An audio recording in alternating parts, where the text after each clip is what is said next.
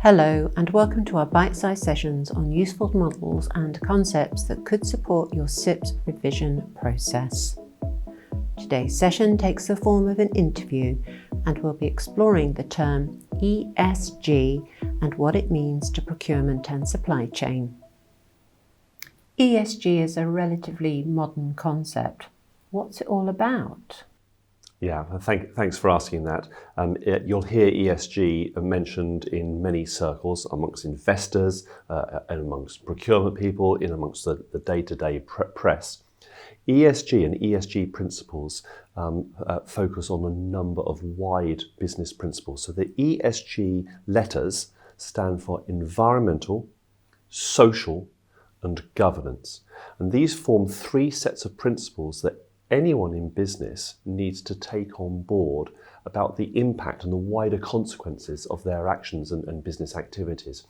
So for under the E, for the environment, it's about understanding what is the environmental impact and the consequence to the environment and biodiversity in terms of our actions. Ditto with social, it's about understanding the societal impact upon our communities, but also from an organisation's point of view, their staff, and then from a wider procurement point of view, people in the supply chain. So it's about understanding the impact upon people.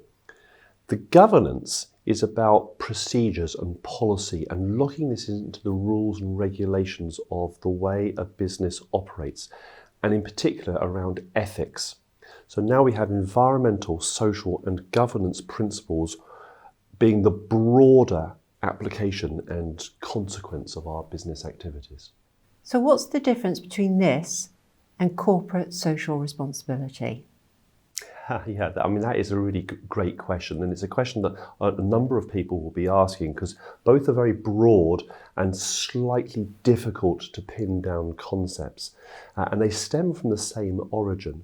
So if you can go back in time, back into the last century, into the time of the 1990s, the 1980s, even some of the 1970s, you get this awakening of the social conscience of people and society.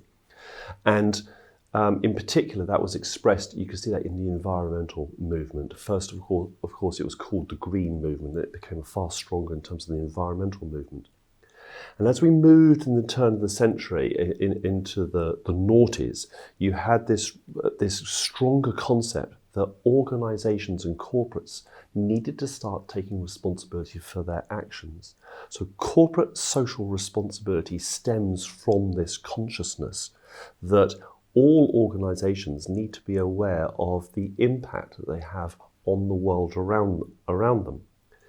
So ESG is the natural development of these same principles. But what it does, it just gets a tighter hold onto the concept and it helps lock this in to the governance of an organisation. So it's about rules, it's about the policies, about what an organisation stands for. It's got a lot more tangible hold on an organisation, calling them to account for their activities.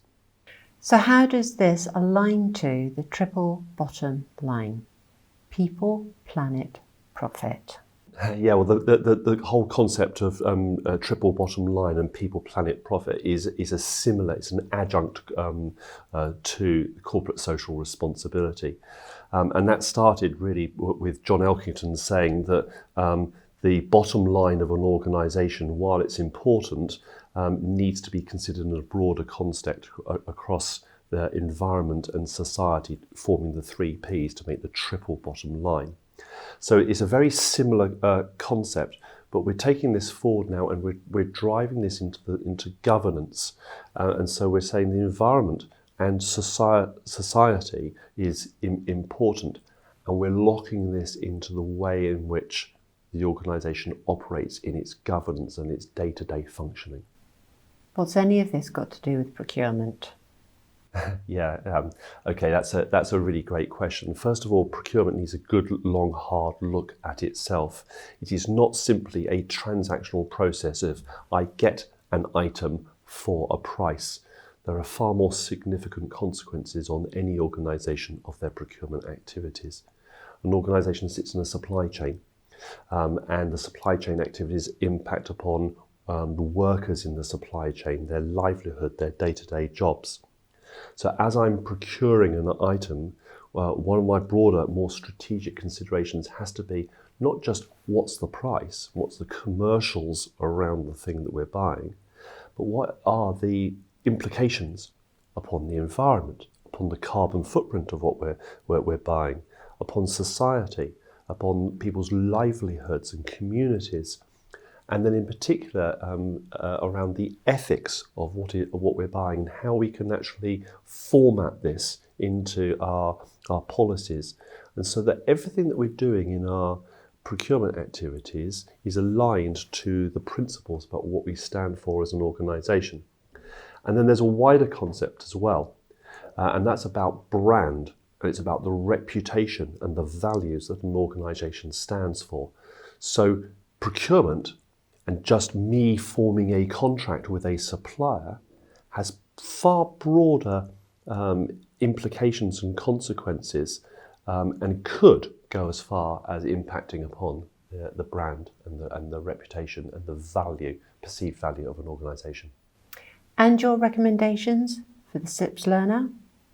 Yeah, so we're talking about big concepts here, aren't we? And you can't be expected to be an absolute expert on the environment or changes in society.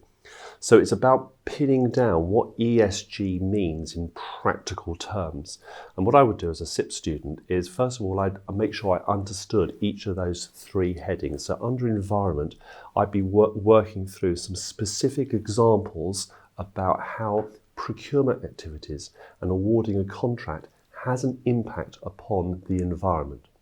Ditto, I would do exactly the same under the social heading, understanding the societal or the human impact of things that we buy, particularly thinking about the supply chain. Again, under G, for the governance, I'd be thinking about those policies and procedures. But if we're talking about CIPS, then I would also just extend this into the whole area about ethics, the way in which we operate, the way in which we form contracts with suppliers, and making sure that we can address particular aspects of ethical procurement, such as driving out fraud, corruption, bribery, and so on. ESG appears to be an umbrella concept, but for a CIPS student, it's actually going to affect everything that we do and the way in which we go about our procurement. I hope you enjoyed this session, and thank you for watching.